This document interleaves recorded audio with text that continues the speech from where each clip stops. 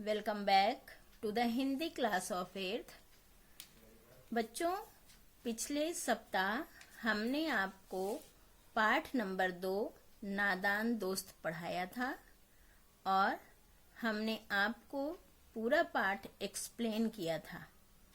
उस वीडियो में हमने आपसे कहा था कि हम आपके इस पाठ का प्रश्न उत्तर, एक्सरसाइज के प्रश्न सब आपको नेक्स्ट वीडियो में देंगे। तो बच्चों, आज हम आपको इस वीडियो में उस पाठ का अर्थात पाठ नंबर 2 नादान दोस्त पाठ का प्रश्न उत्तर देंगे और बुक में आमोदनी बुक के जो पाठ है, इसके बुक के पीछे वाली जो एक्सरसाइज है, ये अभ्यास है, ये भी हम आपको कराएंगे।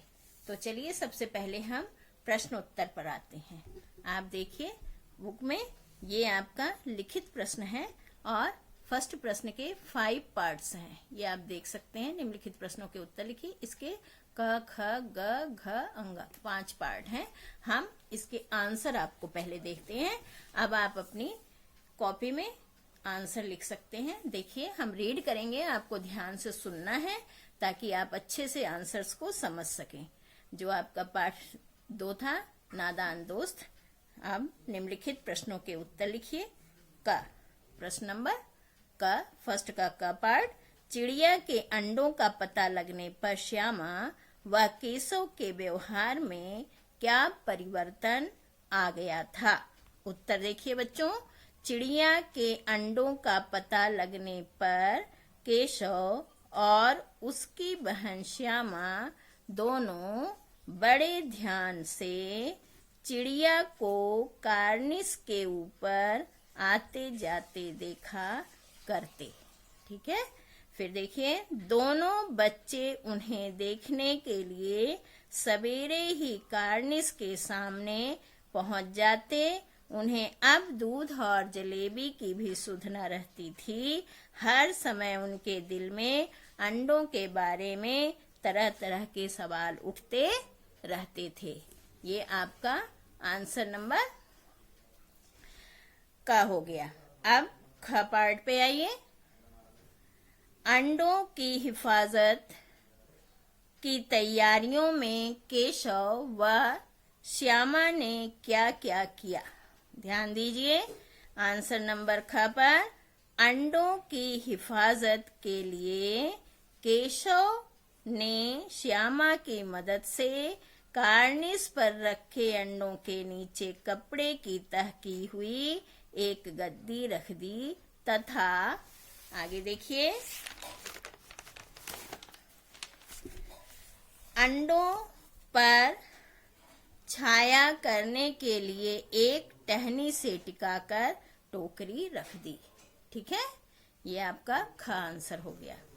अब प्रश्न नंबर 3 मतलब ग पार्ट है ये आपका। ग पार्ट में देखिए, अंडे टूट जाने पर माँ की क्या प्रतिक्रिया थी? ध्यान दीजिए। टूटे हुए अंडे देखकर माँ को दोनों बच्चों पर गुस्सा आया। माँ ने केशव को डांटते हुए कहा कि वह इतना बड़ा हो गया और अभी ये नहीं पता कि छूने से अंडे गंदे हो जाते हैं। ठीक है, ये आपका ग पार्ट हो गया, आपके प्रश्न का ग पार्ट। अब घ पार्ट पे आएंगे सब बच्चे। घ पार्ट के प्रश्न को देखिए। केशव और श्यामा के परस्पर व्यवहार को अपने शब्दों में लिखिए। ध्यान दीजिए। केशव व श्यामा दोनों के दिल में हर समय चिड़िया के अंडों और बच्चों के बारे में तरह तरह की उत्सुकता उठती रहती। दोनों आपस में ही सवाल जवाब करके तसल्ली कर लेते। ठीक है, और दोनों ने मिलकर अंडों की काफी हिफाजत भी की, परंतु अंडे टूटने पर दोनों ने एक दूसरे की शिकायत माँ से की। ये बाल स्वभाव होता है। अब आगे आइए, नेक्स्ट प्रश्न, लास्ट वन, लिखित प्रश्न का लास्ट देखिए। अंगा केशव किस बात को याद करके रो पड़ता था? उत्तर, अंडों की हिफाजत करने के जोश में उनका सत्यानाश कर डालने वाली बात को याद करके केशव रो पड़ता था। बच्चों, ये तो हो गया आपका प्रश्न उत्तर। अब हम आपको बुक में एक्सरसाइज दिखाएंगे। देखिए, ये आपका आ जाता है इसी पेज पर। आप पेज नंबर 20 पर ही रहेंगे, ध्यान देंगे।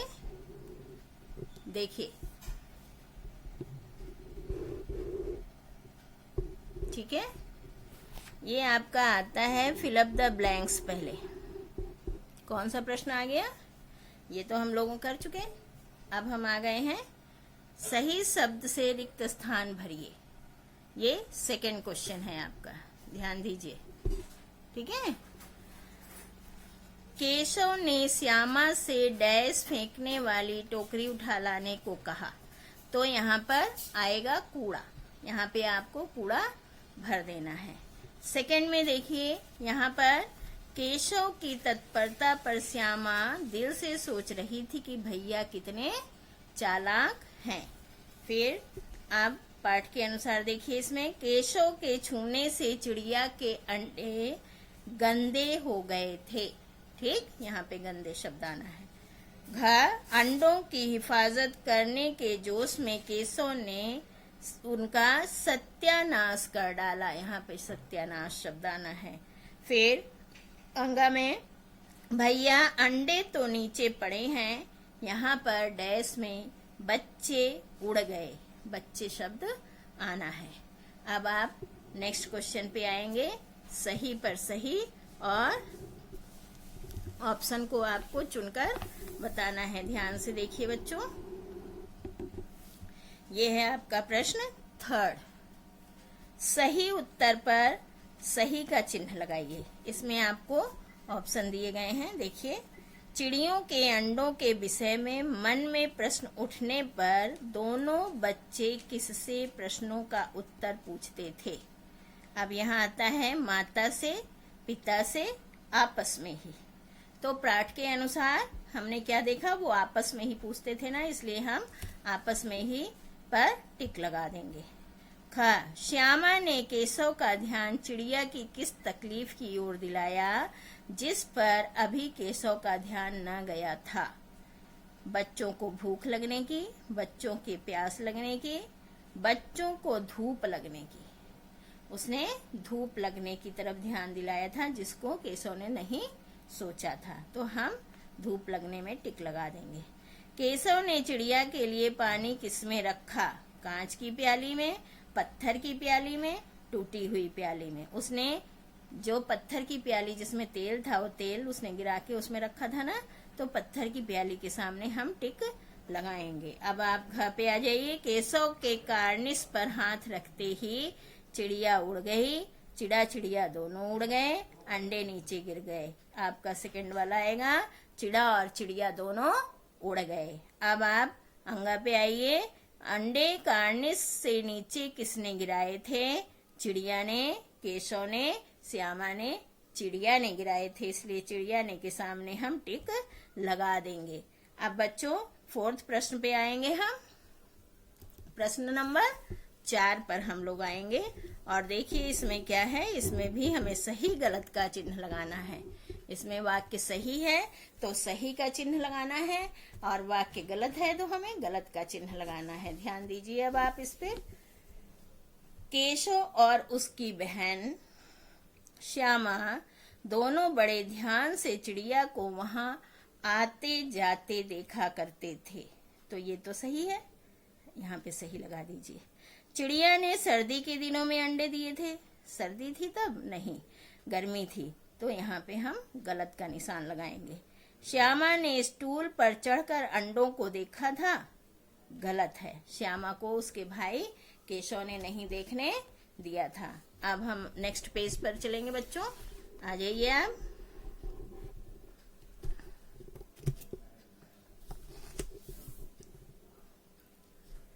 नेक्स्ट पेज पर आप देखेंगे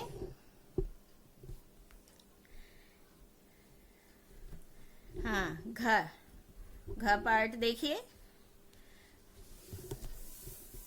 माँ ने हुए अंडों को नहीं, माँ ने गिरे हुए अंडों को नहीं देखा। यहाँ पर रॉन्ग आएगा, माँ ने देखा था। फिर अंगा पर चिड़िया के अंडों से 2 बच्चे निकले थे। नहीं, क्योंकि अंडे तो चिड़िया ने तोड़ दिए थे, तो ये भी गलत है। अब आप भाषा बोध पर आएंगे। भाषा बोध में इसका स्टूडेंट्स हम इसके 4th पार्ट पे आ गए, जो हम सही गलत का निशान लगा रहे थे। ये आप देखिए, ये आपका माँ ने गिरे हुए अंडों को नहीं देखा, यहाँ पे गलत है क्योंकि माँ ने आके देखा था। और चिड़िया के अंडों से 2 बच्चे निकले थे, ये भी गलत है। क्यों? क्योंकि अंडे तो टूट गए थे, बच्चे कोई भी नहीं निकले थे। अब हम भाषा बोध पे पहुंच गए हैं। भाषा बोध में देखिए आप, निम्नलिखित शब्दों के लिंग लिखने हैं। क चिड़िया स्त्रीलिंग, और ख टोकरी स्त्रीलिंग, ग भाई पुल्लिंग, घ अम्मा जी स्त्रीलिंग, और अंगा माँ स्त्रीलिंग, और 6 नंबर पर गद्दी स्त्रीलिंग। ये आपका लिंग हो गया। अब आप सेकंड क्वेश्चन पे आएंगे भाषा बोध के।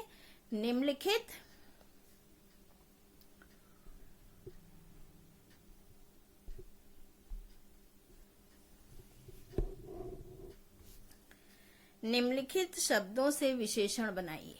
ध्यान दीजिए, निम्नलिखित शब्दों से आपको विशेषण बनाना है। क्या? रोग, रोग से रोगी। और ख में बुद्धि, बुद्धि से बुद्धिमान। क्या बन जाएगा बच्चों? बुद्धिमान। ठीक है। फिर ग पे परिश्रम, परिश्रमी, और तुम से तुम्हारा, मैं से मेरा, और शरीर से शारीरिक। ये आपके विशेषण बन गए। अब आपको आना है 3rd क्वेश्चन पर। 3rd क्वेश्चन है, निम्नलिखित शब्दों के वाक्यों में प्रयोग कीजिए। इन शब्दों को आपको क्या करना है? वाक्य में प्रयोग करना है। तो आप फर्स्ट को देखेंगे।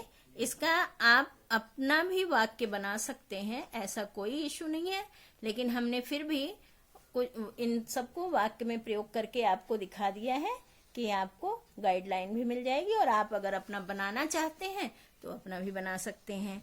तकलीफ, अंडों के टूटने पर केशव को बहुत तकलीफ हुई।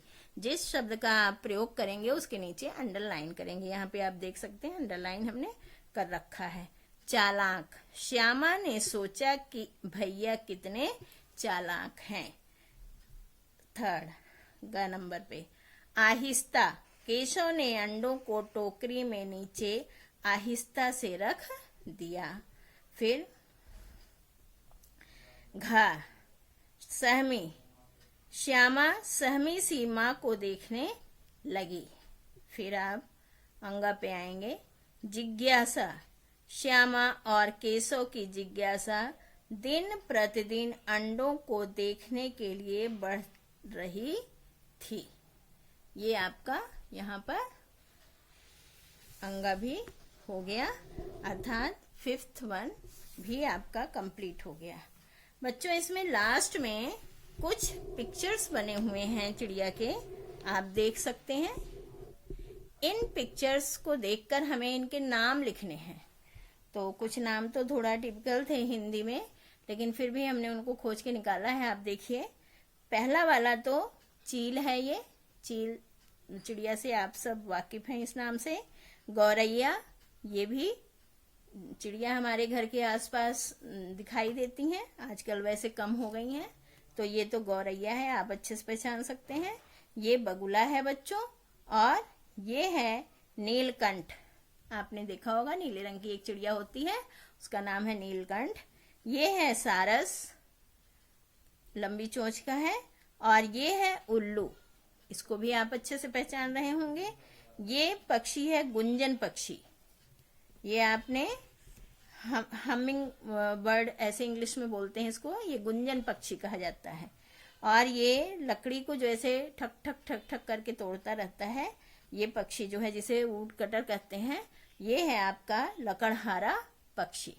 तो ये पक्षियों के नाम हो गए आपके सब, ठीक है।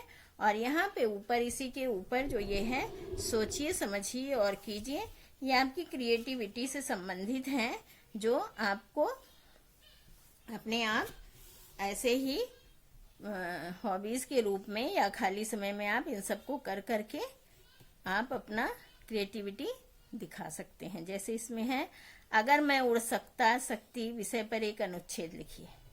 तो आप इसमें अपने आप कल्पना करके कि अगर आप उड़ सकती तो क्या, कैसा आपको अनुभव होता, कैसा लगता, वो सब आप एक 4-5 लाइन का अनुच्छेद लिख सकते हैं।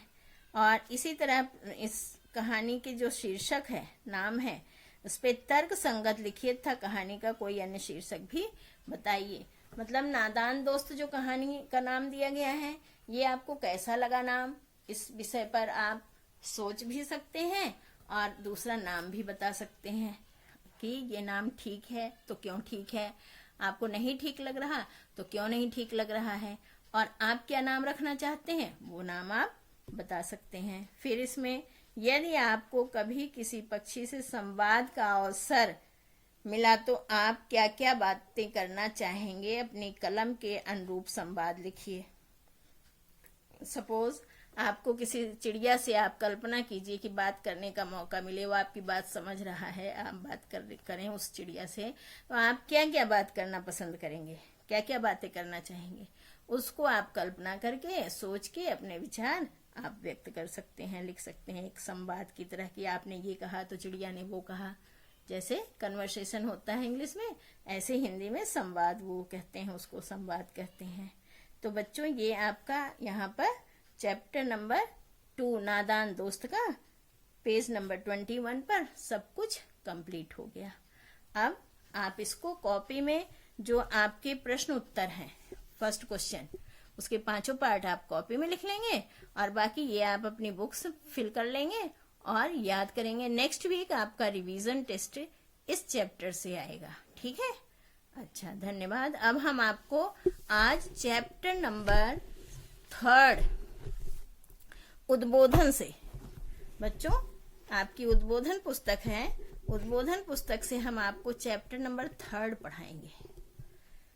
ये आपकी भाग 8 उद्बोधन बुक है ना आपकी व्याकरण की, इसमें हम आपको आज चैप्टर नंबर 3 पढ़ाएंगे। तो सभी बच्चे चैप्टर नंबर, पाठ नंबर 3 खोल लीजिए। पाठ नंबर 3 खोल लिया होगा आपने। पाठ का नाम देखिए। पाठ का नाम है वर्तनी का शुद्ध रूप और वर्ण संयोग। ये आप देख सकते हैं, पाठ 3 भी लिख रहा है, दिखाई दे रहा है आपको। अब आप पाठ में देखेंगे, इसमें वर्तनी का शुद्ध रूप और वर्ण संयोग का मतलब है, वर्तनी हमने आपको पिछले पाठ में भी बताया था कि स्पेलिंग्स, जो हम इंग्लिश में स्पेलिंग जिसे कहते हैं, वही हिंदी में वर्तनी होती हैं। ध्यान दीजिए आप। ये आपको बुक अच्छे से दिखाई दे रही है बच्चों? हम उम्मीद कर रहे हैं कि आपको दिखाई दे रही है। तो हम पाठ को रीड करके आपको एक्सप्लेन करेंगे, आप ध्यान से देखेंगे। शुद्ध वर्तनी का प्रयोग। हिंदी भाषा के लेखन में विद्यार्थी ज्यादा गलतियां कर देते हैं। क्योंकि इंग्लिश मीडियम के बच्चे आजकल हैं, सारे सब्जेक्ट इंग्लिश में हैं, तो वो हिंदी भाषा में अक्सर मिस्टेक्स कर देते हैं और कुछ उच्चारण का भी असर होता है। विद्यार्थी मात्राओं का सही प्रयोग नहीं करते हैं, क्योंकि जैसे छोटी बड़ी और छोटा ऊ बड़ा ऊ आ इनके बोलने में, उच्चारण में एक साथ थोड़ा सा महसूस होता है। अगर बारीकी से ध्यान न दें तो बच्चे मात्रा लगाने में भी गड़बड़ कर देते हैं। वर्तनी की अशुद्धता को दूर करने के लिए निरंतर अभ्यास की आवश्यकता होती है। इसलिए हमें ये अपनी स्पेलिंग्स को, अपने वर्तनी को सही करने के लिए हमें प्रैक्टिस करना चाहिए, हमें ज्यादा से ज्यादा अभ्यास करना चाहिए। वर्तनी की अशुद्धियां और उनके शुद्ध रूप नीचे दिए जा रहे हैं, इन्हें पढ़ो और समझो। अब बच्चों, यहाँ पे ये चार्ट दिया गया है जिसमें अशुद्ध रूप है, फिर उसका शुद्ध रूप दिया गया है, फिर अशुद्ध है और उसका शुद्ध रूप है। तो आप इसे देखिए यहाँ पर, ऐतिहासिक, ऐतिहासिक, साधारण, साधारण होता है, उत्तरदायी, उत्तरदायी यह वाला होगा, पूजनीय में पूजनीय ज पूरा होगा, पंडित में ड ये वाला बनेगा, बिंदी होगी, परीक्षा में बड़ी की मात्रा होगी, परीक्षा, गांधी, फिर आपका आ गया गांधी, एक बिंदी होगी, उस पे चंद्र बिंदी लगी हुई है, वो अशुद्ध है। अब आप आगे देखते जाइए, संसारिक, सांसारिक, आ का डंडा होता है, फिर प्राण, प्राण नहीं प्राण होता है, फिर आपका है प्रतिछाया, और क्या होगा प्रतिच्छाया, आधा च भी उसमें आना चाहिए। अब आप आगे बढ़ते जाइए, फिर है हिंदुस्तान, हिंदुस्तान, थ नहीं होगा, इसकी जगह तान होगा। अब हम नेक्स्ट कॉलम में देखेंगे, नेक्स्ट कॉलम पे आइए आप, स्टार्टिंग से देखिए, इकलौता, एकलौता लिखा है यहाँ पे, जबकि शुद्ध क्या है इकलौता। अध्ययन डबल यह होना है, अध्ययन होगा। अनुकूल, अनुकूल, का पे बड़े ऊ की मात्रा होगी, ना पे छोटे की होगी। आधीन, अधीन होता है, आधीन नहीं होता बच्चों, अधीन होता है। पिता भक्ति, पितृभक्ति। क्षमा, क्षमा होगा बच्चों, ये क्षमा छतरी वाला छ लिखा है, जबकि इसमें क्षमा होगा, जो रक्षा वाला श होता है, संयुक्त व्यंजन। विश्वास, ये विश्वास लिखा है, जबकि शुद्ध क्या होगा विश्वास। उपलक्ष, उपलक्ष्य। सूर्य, सूर्य, स पे बड़े ऊ की मात्रा। पहुंच, पहुंच, यहाँ पे चंद्रबिंदी होगी, क्योंकि हम इसको नाक से प्रोनाउंस कर रहे हैं। गुरु, गुरु, र पे बड़े ऊ छोटे ऊ की मात्रा होगी। अब आप यहाँ पे नीचे देखते जाइए, वर्ण संयोग, क्या कह रहे हैं, यह तो आप जानते हैं ही हैं कि हिंदी वर्णमाला में स्वर और व्यंजन के संयोग से ही शब्द बनते हैं, ये आप सबको पता है ना। और हम अपने मन के भावों और विचारों को प्रकट करने के लिए विभिन्न ध्वनियों का प्रयोग करते हैं, ठीक है, जबकि लिखित भाषा में ध्वनियों को अंकित करने के लिए वर्णों का प्रयोग किया जाता है। जो हम बोलते हैं मन के भाव प्रकट करने के लिए, तो वो उसमें तो ध्वनियां होती हैं, लेकिन जब हम उसे लिखते हैं, अंकित करते हैं, तो उसमें हम विभिन्न वर्णों का प्रयोग करते हैं, उसका जो वर्ण का साइन है, मतलब जो चिन्ह है, वो दिखाते हैं। आइए हम सीखें कि किस प्रकार वर्णों के योग से ध्वनियों का निर्माण किया जाता है। अब यहाँ पे हम देखेंगे कि जब वर्ण मिलते हैं, मिलन होता है, तो क्या ध्वनि, किस ध्वनि से पता चलता है कि कौन सा वर्ण यहाँ पर है। वर्ण संयोग के नियम, इसके नियम हैं कुछ, पहले हम ये नियम पर फोकस करेंगे, लेसन में जो दिखाया गया है, ध्यान दीजिए आप। वर्ण संयोग आप देख पा रहे होंगे बच्चों, हम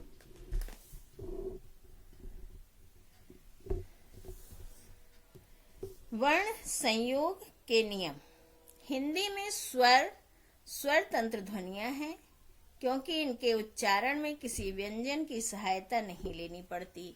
जब हमने आपको पिछले पाठ में पढ़ाया था, तो हमने बताया था कि स्वर अकेले प्रोनाउंस किया जाता है, जबकि व्यंजन को प्रोनाउंस करने के लिए, उच्चारण करने के लिए हमें स्वर की सहायता लेनी ही पड़ती है, ठीक है, जबकि व्यंजनों के उच्चारण में स्वरों की सहायता लेनी पड़ती है। अस्वर सभी व्यंजनों में रहता है, जितने भी हमारी वर्णमाला में वर्ण है, अगर उसमें अस्वर न लगा रहे तो उस व्यंजन को हम प्रोनाउंस नहीं कर सकते, उच्चारण नहीं कर सकते।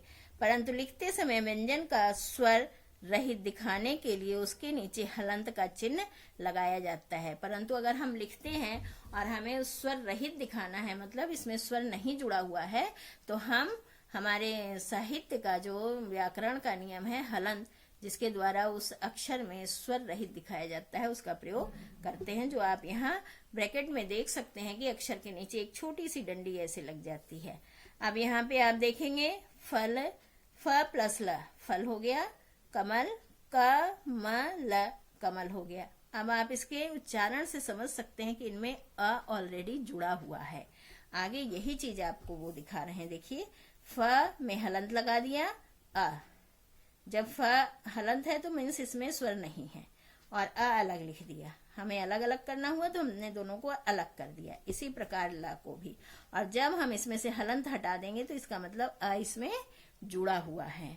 इसी प्रकार नीचे भी देखिए क प्लस अ, क में हलंत लगा है। ये तो हम प्रोनाउंस कर रहे हैं, नहीं दिया जा सकता क्योंकि अ अलग है, ठीक है। तो हलंत वाला क और अ प्लस म में हलंत प्लस अ प्लस ला में हलंत प्लस अ, क्योंकि इस तीनों अक्षर में, कमल के तीनों अक्षर में कोई दूसरी मात्रा नहीं, स्वर अ जुड़ा हुआ है। ठीक है बच्चों, अब आप आइए नेक्स्ट पर, स्वर और व्यंजन का संयोग। आप देखेंगे स्वर और व्यंजन का संयोग कैसा होता है। जब स्वर व्यंजन से पहले आते हैं तो अपने मूल रूप में ही लिखे जाते हैं। अगर कोई भी स्वर व्यंजन के पहले आ जाता है तो उसका जो रूप है वो वही रूप लिखा जाता है। जैसे अ किसी दूसरे व्यंजन के आगे लिखना है, पहले लिखना है, तो अ एज इट इज लिखा जाएगा। आप ध्यान देखिए, जैसे अनार न व्यंजन है तो न के पहले अ आया तो हमने अ को उसमें न में नहीं मिलाया, अ को हमने लिखा है। ऐसे ही आकाश में क के पहले आ आया है तो आ को हमने लिखा है, बल्कि क के बाद जो आ आया है उसका हमने खाली मात्रा लगाई है। उसकी हमने क्या लगाई है, यहाँ पर मात्रा लगाई है। उसको हमने इसमें क्या नहीं किया है, जोड़ा नहीं है। समझ में आ रहा है बच्चों? देखिए ध्यान से आप,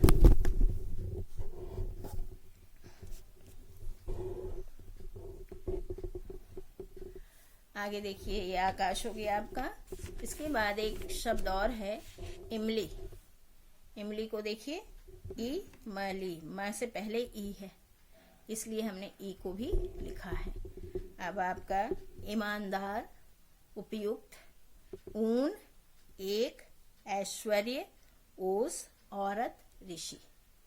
इन सब में आप देख लीजिए कि जहां भी स्वर आया है वो व्यंजन के पहले है, व्यंजन से बाद वाले सभी स्वर मात्रा में बदल गए हैं। अब हम नेक्स्ट पेज पर चलेंगे। आप नेक्स्ट पेज पर आ जाइए।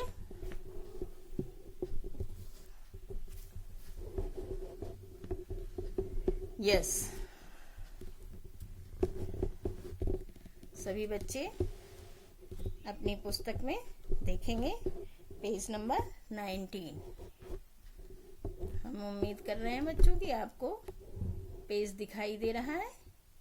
आइए, ख, यदि स्वर व्यंजनों के बाद आते हैं तो इनके मूल रूप स्वयं नहीं लिखे जाते, बल्कि इनकी मात्राएं लगाई जाती हैं। याद रखें, अ स्वर को छोड़कर सभी स्वरों की मात्राएं निश्चित हैं। ये हमने पिछले पाठ में भी पढ़ा था। सभी जो स्वर हैं केवल अ को छोड़कर बाकी जो 10 हैं उनके चिन्ह हैं, जो हम उस चिन्ह का प्रयोग व्यंजन में करते हैं। अब यहाँ पे अनार है, आप अनार में देख सकते हैं कि न में आ है तो इसका डंडा लगा हुआ है, इसका चिन्ह लगा हुआ है। ठीक है, इसी प्रकार बात, दिन, नदी, दुराचार, ये सब सारे शब्द में आप देख सकते हैं, अलग अलग कर सकते हैं इसके चिन्ह को और स्वर को और इसके व्यंजन को। अब आप पाएंगे व्यंजन और व्यंजन का संयोग। यहाँ पर व्यंजन और व्यंजन का संयोग दिखाया जाएगा आपको। इसमें दोनों ही व्यंजन होंगे, संयुक्त व्यंजन कहलाएंगे। व्यंजनों के संयोग संबंधी नियम इस प्रकार हैं। यहाँ देखिए का नंबर पर, खड़ी पाई वाले व्यंजनों का संयुक्त रूप। जो खड़ी पाई वाले व्यंजन होते हैं मारुत, वो खड़ी पाई वाले व्यंजन देखिए आप, खड़ी पाई वाले व्यंजन जो होते हैं संयुक्त, खड़ी पाई वाला आ का डंडा की टाइप का होता है।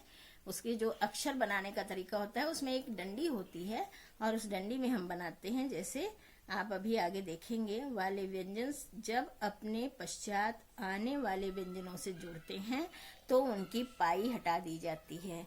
अब आपको हम दिखाते हैं, इसमें देखिए आप, जैसे बच्चा, च अक्षर जो होता है इसमें एक खड़ी पाई होती है, तो जब हमें इसे आधा लिखना हुआ तो हमने उसको पाई को हटा दिया। इसी प्रकार ख में भी डंडा रहता है, आपने देखा है कि ख को कैसे लिखते हैं, ऐसे लिखते हैं, ये डंडा है, इस डंडे को हटा दिया जाता है जब हमें उसका हाफ दिखाना होता है। इसी प्रकार ग्वाला, ग का डंडा हटा दिया। सच्चा में च, अभी हमने पीछे बच्चा में भी आपको बताया था, ऐसे ही ध का डंडा हटा दिया। व्यास में व में जो डंडा होता है वो हटा दिया। कुत्ता में त का डंडा हटा दिया। न में न का डंडा हटा दिया। ध्वनि में ध का जो डंडा था हटा दिया, और प में प का डंडा हटा दिया। ब में ब का डंडा हटा दिया। स्टूडेंट्स, कहने का तात्पर्य ये है, आगे भी इसमें और दिए हैं, कहने का तात्पर्य है कि जो भी अक्षर, जो भी वर्ण व्यंजन के डंडे वाले हैं अर्थात पाई वाले हैं, उनको जब हमें हाफ लिखना होता है, आधा लिखना होता है, स्वर रहित करना पड़ता है, तो हम उसका डंडा हटा देते हैं। अब आप ख पार्ट पे आ जाएंगे, है ना। आप देखिए ख पार्ट पर बच्चों, थोड़ा सा सेटिंग करना पड़ता है। देखिए ख पार्ट में बिना पाई वाले व्यंजनों को संयुक्त रूप, ये बिना पाई वाले हैं, इनका संयुक्त रूप कैसे होगा देखिए, देखते हैं। जिन व्यंजनों में पाई नहीं होती उन्हें लिखते समय हलंत का चिन्ह प्रयोग किया जाता है। हलंत अभी पीछे भी बताया गया था कि किसी भी अक्षर को जब स्वर रहित दर्शाना होता है तो हम हलंत का प्रयोग करते हैं। तो इसी तरह सभी व्यंजनों में जब हमें आधा दिखाना होता है तो भी हम हलंत का प्रयोग करते हैं। जैसे आप देख सकते हैं, ट के नीचे ठ, ड, ढ, अंग, द, छ, ह, इन सब के नीचे आप देख सकते हैं हलंत लगा हुआ है। ये व्यंजन बिना पाई वाले हैं, इनमें पाई नहीं है, तो इन्हें हमें हाफ दिखाना है, आधा दिखाना है, तो हम हलंत का प्रयोग करते हैं। उनके संयुक्त रूप इस प्रकार हैं, जैसे देखिए सामने आप, लट्टू, हम ट को पूरा लिखेंगे लेकिन उसके नीचे हम हलंत लगा देंगे, तो उच्चारण में समझ में आ जाता है कि हमें इसका आधा उच्चारण करना है, स्वर रहित उच्चारण करना है। इसी प्रकार द्वारा में आप देख सकते हैं, द में हलंत लग गया, इट मीन्स हमें द पूरा प्रोनाउंस नहीं करना है, उच्चारण नहीं करना है, आधा द का उच्चारण करना है, स्वर रहित उच्चारण करना है, तो ये द्वारा हो गया। ऐसे ही चिन्ह हो गया, ऐसे ही पंकज हो गया, ऐसे ही बुढ़ा हो गया। अब आप ग पार्ट पे आ जाएंगे। ग पार्ट में क एवं फ से बने व्यंजनों को संयुक्त रूप, क और फ से जो इनका संयुक्त रूप बनता है वो देखिए आप ध्यान से। जैसे पक्का, खाली इसमें जो दूसरी तरफ ऐसे गोल किया जाता है, क में जो आप ऐसे इधर भी गोल करते हैं, ये नीचे न लटका के बस इतना करके छोड़ दिया जाता है, ये नीचे वाला हिस्सा नहीं रहता, कितना करके छोड़ देते हैं ऐसे। इसी प्रकार फ में ऐसे लटकाते हैं, लटकाएंगे नहीं, खाली क्या करेंगे, इतना करके छोड़ दिया जाता है, तो ये इनका आधा रूप दिखाई देता है, अर्थात स्वर रहित रूप होता है इनका क और फ का। अब आती है बात घ नंबर पे, क्या है, र के संयुक्त रूप कैसे होते हैं। ध्यान दीजिए, र का हमारे हिंदी साहित्य में बहुत तरह से प्रयोग किया जाता है, जिसको अभी हम यहाँ पढ़ेंगे। र, यदि र का उच्चारण स्वर के साथ हो तो संयुक्त रूप से, जैसे राजा, रुपया, रूप, रोटी ऐसे लिखते हैं, ऐसे ही होता है। गिर्रा को लिखेंगे और जो भी स्वर उसके साथ जिस लगाते हैं। लेकिन जब र का उच्चारण दो वर्णों के बीच में हो तो र सिरो रेखा के ऊपर लगता है, दो वर्ण हैं उनके बीच में र का प्रोनाउंसिएशन उच्चारण आ रहा है, तो र के इस रूप को र रेफ कहा जाता है। आपने देखा है कर्म, क और म के बीच में हमने र बोला, कर्म, धर्म, इसलिए इसको ऊपर लगाया जाता है, इसको सिरो रेखा कह रहे हैं, मतलब शब्द के अक्षर के ऊपर, वर्ण के ऊपर लगाते हैं, इसका नाम है र रेफ। ठीक है, इनके उदाहरण आप यहाँ देखिए, कर्म, कर्म, र को बीच में प्रोनाउंस हुआ, इसी प्रकार सर्प, धर्म, दर्पण आदि हैं। अब आप थर्ड नंबर पे देखेंगे, र से पहले कोई स्वर रहित व्यंजन हो तो र इस प्रकार लिखा जाता है। अगर बिना स्वर वाला कोई व्यंजन होता है तो र ऐसे लिखते हैं, जैसे आप यहाँ पे देख सकते हैं प्राण में, इसका नाम होता है पदेन, आगे हम दिखाते हैं आपको। तो प में र फिर स्वर आएगा, क्योंकि प में स्वर नहीं है, तो इसलिए हम उस प में र को भी एडजस्ट कर देते हैं उस अक्षर में, शब्द में, वर्ण में, और उसके बाद हम उसका स्वर लगाते हैं। इसी प्रकार प्राण हो जाता है। और इसी प्रकार आप प्रकाश भी देख सकते हैं, प्रकाश में भी ऐसी है। इसी तरह से यहाँ पे बहुत सारे शब्द दिए गए हैं आपको, जिनके नीचे ये र लगे हुए हैं। इनका मतलब यही कि जिसके नीचे वो र लगे हैं उस अक्षर में स्वर नहीं जुड़ा हुआ है, इसलिए उनके नीचे र लगकर पूरा करता है अपना कर्तव्य। अब हम 4th नंबर पर आते हैं। यदि स्वर रहित ट और ड के साथ र का संयोग हो तो र इस प्रकार लिखा जाता है। देखिए आप ध्यान से, क्योंकि ये डंडे वाले अक्षर नहीं हैं, इसलिए इसमें कैसे लिखा जाएगा।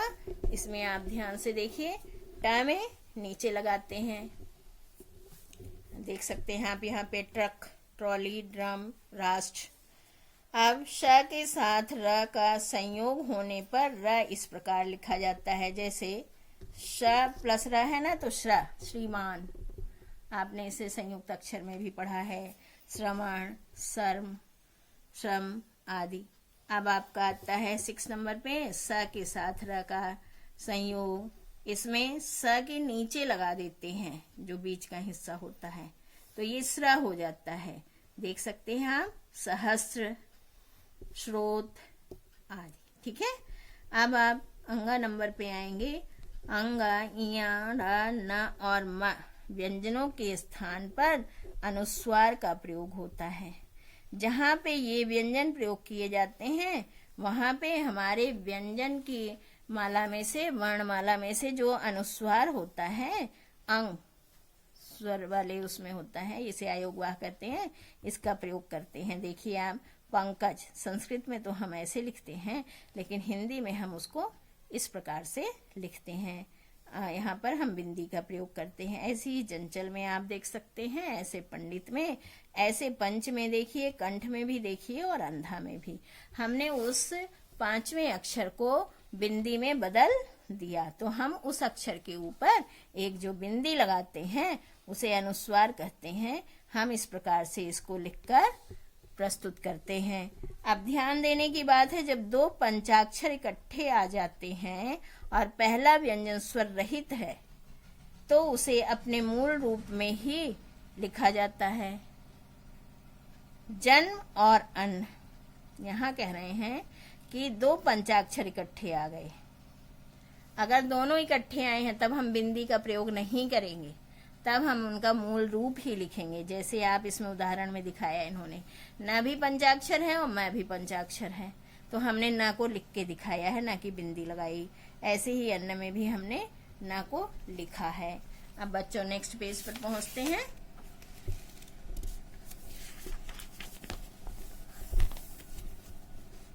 देखिए, विदेशी ध्वनियों के लिखने की व्यवस्था हिंदी ने विदेशी भाषाओं अरबी, फारसी, अंग्रेजी की ध्वनियों को अपनाया है।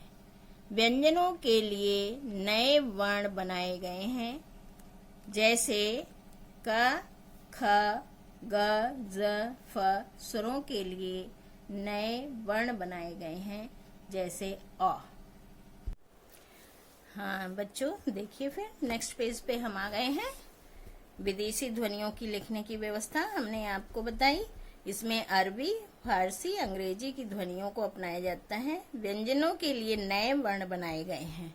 जब हम विदेशी शब्दों का, वर्णों का को प्रयोग करते हैं तो उनको हम इस तरह से थोड़ा सा उसमें हमारे व्यंजनों में चेंज करके ऐसे बनाया गया है। देखिए, जैसे क के नीचे बिंदी, ख के नीचे ग, ज, फ, और भी यहाँ पे अ देख सकते हैं आप, जैसे ऑफिस में हम इसका प्रयोग करते हैं, आदि आदि। ठीक है। अब हम 5th नंबर पे पहुंचते हैं। ध्यान दीजिए, विभक्ति चिन्हों का प्रयोग। संज्ञा शब्द, जब संज्ञा शब्दों के साथ विभक्ति चिन्हों का प्रयोग होता है तो इन्हें अलग करके लिखा जाता है। जैसे विशाल ने, विशाल को, विशाल से आदि। जब सर्वनाम शब्दों के साथ इनका प्रयोग होता है तो इन्हें सर्वनाम शब्दों के साथ मिलाकर लिखते हैं, जैसे उसने, उसका, उसको आदि। तो ये भी आपको ध्यान रखना है। ध्यान दें, यदि सर्वनाम के साथ दो विभक्ति चिन्ह आए तो पहला मिलाकर तथा दूसरा अलग लिखा जाता है। ये आपको ध्यान रखना है कि सर्वनाम के साथ अगर दो विभक्ति चिन्ह हैं तो एक को तो हम उसमें मिला के लिखेंगे और एक को हम अलग लिखेंगे। जैसे आप यहाँ देख सकते हैं, उसके लिए भी विभक्ति चिन्ह है, के भी विभक्ति चिन्ह है, तो हमने के को मिला दिया और लिए को अलग लिख दिया। उसके लिए चाय लाओ। अब आप क्रियापदों के लिए नियम देखेंगे। संयुक्त क्रियाएं अलग अलग लिखी जाती हैं। जैसे पढ़ा करता है, इसमें पढ़ा भी क्रिया है, करता भी क्रिया है भी क्रिया है, लेकिन हमने तीनों को अलग लिखा है। खेला करेगा, ये भी क्रिया है, अलग हैं। आ सकता है, कर सकता है, खाया करता है, ये आदि सारी क्रियाएं हैं, लेकिन सबको अलग अलग लिखा गया है। अब 7 नंबर पे है य और व का प्रयोग। जहां इन दोनों वर्णों का प्रयोग विकल्प के रूप में किया जाए वहां इनका मान्य रूप ही अपनाना चाहिए। जैसे किए, तो उसमें हमें ये वाला किए, ये वाला ए बनाना चाहिए। नई, नई, गए, गए, हुआ, हुआ, इसमें हमें ये वाला मान्य है। मुझे स्कूल के लिए जूते चाहिए। चाहिए में देखिए आपके जो वर्णमाला का व्यंजन का यह है वो ना आके हम स्वर वाले यह का प्रयोग करते हैं। ध्यान दीजिए, मुझे स्कूल के लिए जूते चाहिए। मैंने सारे प्रश्न हल कर दिए। मेहमान आ गए। देखिए आप यहाँ पर तीनों जगह आपको यहाँ पर ये वाला नहीं बल्कि स्वर में जो है हमारे उसका प्रयोग किया गया है, ये मान्य है। अब आप आते हैं 8 नंबर पे, अनुनासिक ध्वनियां। अनुनासिक ध्वनियों का उच्चारण नाक एवं मुंह से होता है। यह स्वरों की एक विशेषता है। इस ध्वनि को अंकित करने के लिए ध्यान दीजिए, चंद्र बिंदु, ये आपके ब्रैकेट में है, चंद्र बिंदु का चिन्ह लगाया जाता है। जैसे मुंह, चांद, आंख, पांच, चांद, हंसना आदि। कभी कभी इस ध्वनि का उच्चारण स्वरों की मात्राओं के साथ भी होता है, जैसे शिरोरेखा के ऊपर अंकित की जाती हैं। आप देखेंगे जब इनका स्वरों के साथ इनका प्रयोग होता है तो ये उसके शिरोरेखा मतलब सबसे ऊपर अंकित की जाती हैं अक्षर के ऊपर। ऐसी स्थिति में चंद्र बिंदु के स्थान पर खाली एक बिंदु का प्रयोग किया जाता है, बिंदु ही लगाया जाता है। जैसे ईंट, इसमें ऑलरेडी इसका चिन्ह ऊपर लगा हुआ है, इसलिए खाली इसमें बिंदी प्रयोग कर दिया गया। नन्ही, ही, हा पे मात्रा थी, स्वर था, इसलिए यहाँ पर खाली इसका बिंदु प्रयोग किया गया। चोंच, पेंच, में, मैं आदि, इन सब में चंद्रबिंदु आना है, लेकिन चूंकि इसके ऊपर स्वर के चिन्ह है इसलिए एक बिंदु का प्रयोग किया गया है। अब आप संयुक्त व्यंजन पर आ जाएंगे। संयुक्त व्यंजन में छ, त्र, ज्ञ एवं श्र। अब देखिए, श, क और श मिलके श बना है। व्यंजनों का संयुक्त रूप श है। रूप में ही लिखा जाता है, जैसे क्षण, क्षमा, कक्षा आदि। ठीक है, इसको हम अलग करके नहीं लिखते उसमें शब्द में। ठीक है, त और र से बना है, लेकिन हम इसका यही संयुक्त रूप ही शब्द में लिखते हैं। ध्यान दीजिए आप, त्रिभुज, त्रिनेत्र आदि। ऐसे आपका ज्ञ है जो ज और य मिलके बना है, तो हम इसका संयुक्त रूप ही प्रयोग करते हैं। जैसे ज्ञान, ज्ञानी, यज्ञ। ऐसे ही श और र से ये श्र बना है, इस श्र का भी प्रयोग हम ऐसे ही इसका संयुक्त रूप प्रयोग करते हैं, जैसे श्रम, श्रवण आदि। आप यहाँ उदाहरण में भी देख सकते हैं। अब 10 नंबर पे इन्होंने ए औ के संबंध में नियम बताए हैं। ए और औ का प्रयोग लेखन और उच्चारण में थोड़ा भिन्न होते हुए भी इन्हें इसी प्रकार लिखा जाएगा, जैसे भैया, कौवा, पैसा, गैया आदि। श्रुत मूलक य और व। अब आप इसको ध्यान से देखेंगे। श्रुतमूलक माने सुनने में य और वह जो होते हैं और उनका प्रयोग कैसे होता है। जैसे गई, गई में य पे हमने बड़ी की मात्रा लगा के स्थान पर बड़ी का प्रयोग किया जाएगा। यहाँ पे हमें य में बड़ी की मात्रा की जगह स्वर के बड़ी ई का प्रयोग करना है। इसी प्रकार नई में भी हमें बड़ी ई का प्रयोग करना है। हुआ में भी यही है जो शुद्ध माना जाएगा। अभी यहाँ 7 नंबर पे ऊपर आपको दिखाया गया था ये। अब आप इसके नेक्स्ट पेज पर आ जाएंगे बच्चों। नेक्स्ट पेज में आप देख सकते हैं याद रखने योग्य बातें, जो इसमें बहुत महत्वपूर्ण बातें हैं जिनको हमें हमेशा ध्यान रखना चाहिए। वो कुछ लाइन इसमें दिए गए हैं। हिंदी भाषा में शब्द स्वर और व्यंजनों के संयोग से बनते हैं। वर्तनी की शुद्धता के लिए निरंतर अभ्यास की आवश्यकता होती है। जब स्वर व्यंजनों से पहले आते हैं तो ये अपने मूल रूप में ही लिखे जाते हैं। व्यंजन और व्यंजन का संयोग संयुक्त व्यंजन कहलाता है। व्यंजन और व्यंजन जब दोनों मिलते हैं तो उनका संयुक्त रूप बन जाता है, जो आपने अभी पीछे छत्रंग्या ये सब पढ़ा था। अब हम इसके अभ्यास पर आ जाएंगे। आप अभ्यास के फर्स्ट प्रश्न को देखेंगे, प्रश्न नंबर 1। इसमें क्या है? इसमें हमें शब्द दिए गए हैं जिन शब्दों के वर्णों को अलग करके लिखना है। प्रश्न में पढ़िए, निम्नलिखित वर्णों को अलग करके लिखिए। ध्यान दीजिए, सहायता शब्द है। तो अभी आपने पीछे भी देखे थे कैसे अलग करना है। स में हलंत लगा दिया अर्थात स्वर रहित हो गया, तो स में हलंत हो गया प्लस अ स्वर है पूरा लिखा जाएगा। फिर ह में हलंत आ जाएगा, फिर प्लस आ जाएगा क्योंकि ह पे आ का डंडा है। कहने का मतलब है कि हमें आ यहाँ पे पूर्ण रूप से लिखना है, यहाँ पे उसका चिन्ह प्रयोग किया गया है। फिर प्लस यह स्वर है, वो स्वरी व्यंजन है, इसलिए इसमें भी हलंत आ गया। और फिर य में अ जुड़ा हुआ है, आ को हम अलग करके लिखेंगे। ता में फिर हलंत लगाएंगे और आ हम उसका जो चिन्ह है उसको स्वर को यहाँ पर स्पष्ट लिखेंगे। तो इस तरह से ये वर्ण अलग किए जाते हैं। ऐसे ही आप शुद्धता में श हलंत, उ, द हलंत, फिर ध हलंत। यहाँ पे चूंकि द में हलंत है, इसके बाद कोई भी पूरा अक्षर मतलब वो नहीं आया है, स्वर नहीं आया, इसलिए ऐसा ही रहेगा। यहाँ पे अ हम नहीं लिखेंगे। ध हलंत, फिर अ, त हलंत, आ। इसी प्रकार सफलता में स हलंत अ, फ हलंत अ, ल हलंत अ प्लस त हलंत आ, सफलता हो गया। सर्वनाम स हलंत प्लस अ, र हलंत प्लस व प्लस अ। आपने अभी पीछे पढ़ा था कि जो ये ऊपर र लगता है वो 2 अक्षरों के बीच में आता है, तो आप स और व के बीच में देख सकते हैं र आया है। इसमें स्वर नहीं आया है क्योंकि ये ऊपर है और ये दोनों के बीच में इसका उच्चारण होता है। ना पे न हलंत आ, म हलंत अ। अब आपका आता है श्रोता। श में र है, स हलंत है, इसमें र हलंत है, फिर ओ है। ओ की मात्रा आएगी क्योंकि इसमें ओ की मात्रा है, तो इसलिए ओ स्वर लगाया गया है। प्लस त हलंत प्लस आ, त पे आ की मात्रा है, इसलिए आ को स्पष्ट दिखाया गया है।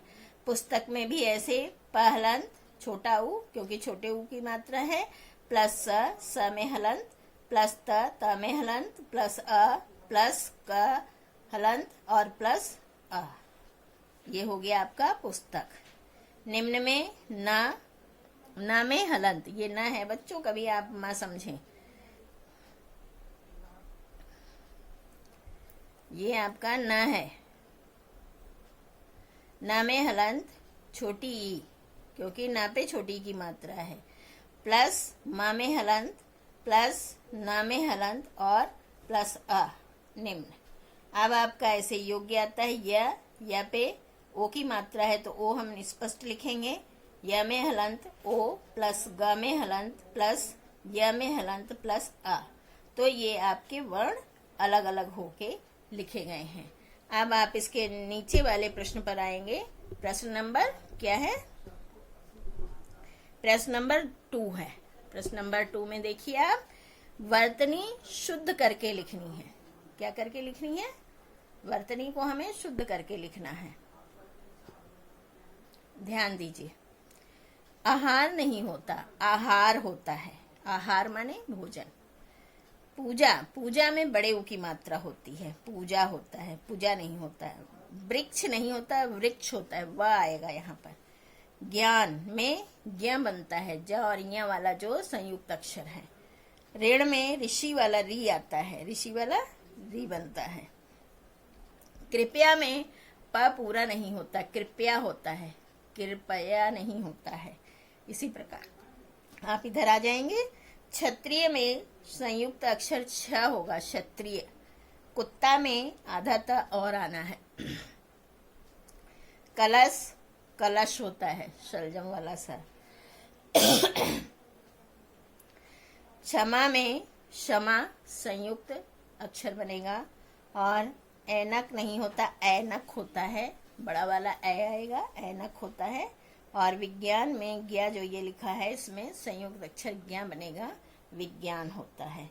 इस प्रकार ये आपके जो हैं शब्द, इनकी वर्तनी शुद्ध हो गई। अब आप इसके नीचे के प्रश्न पर पहुंच जाएंगे। नीचे के प्रश्न में भी आपका वर्ण दिया गया है और आपको उसका शब्द पहचान के लिखना है, मिलाना है। निम्नलिखित वर्ण संयोग करके नए शब्द लिखने हैं आपको। देखिए ध्यान से, स हलंत, व हलंत, आ प्लस स हलंत, थ हलंत, य हलंत और आ। तो आप देखिए स और व हलंत वाले हैं, तो स आधा बन जाएगा। व अपने आ का डंडा लगा के बनाना है, स्वा हो गया। फिर स में हलंत है, इसके बाद कोई स्वर नहीं है, तो स आधा बन जाएगा। थ में हलंत है, इसके बाद कोई स्वर नहीं है, तो थ आधा बन जाएगा।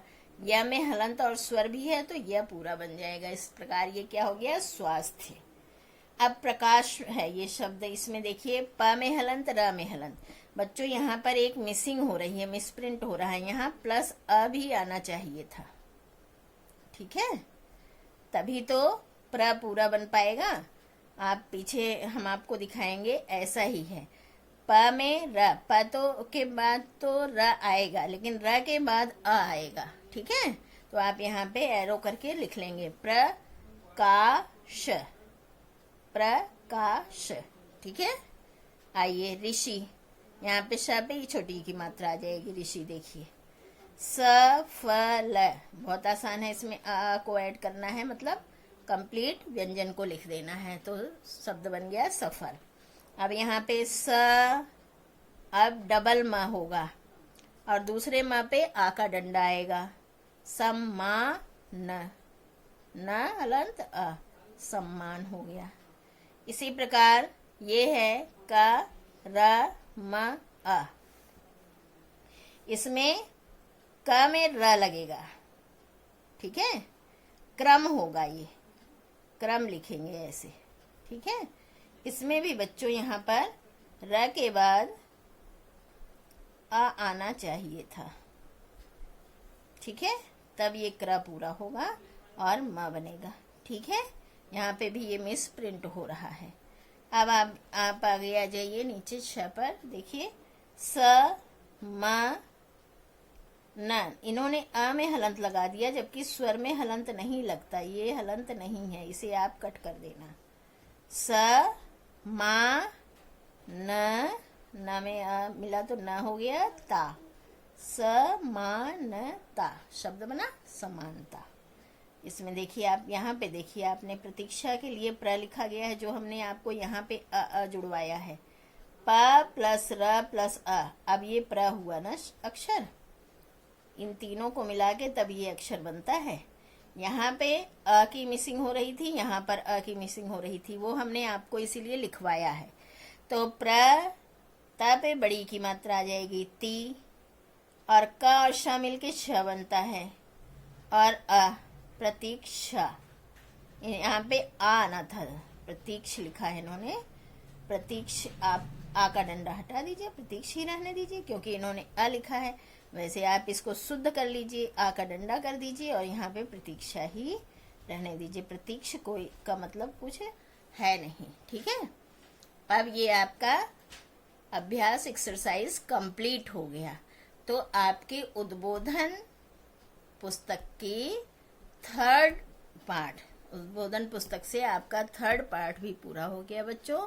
ये आप पूरा अपना प्रैक्टिस करेंगे, याद करेंगे, और इसके वीडियो में ही हमने आपको आमोदनी के भी प्रश्नोत्तर पाठ 2 के दे दिए हैं, और उम्मीद है आप अच्छे से पढ़ेंगे, रिवाइज करेंगे। नेक्स्ट वीक हम आपको रिवीजन टेस्ट पेपर देंगे पाठ नंबर 2 आमोदनी के और पाठ नंबर 2 उद्बोधन के। धन्यवाद।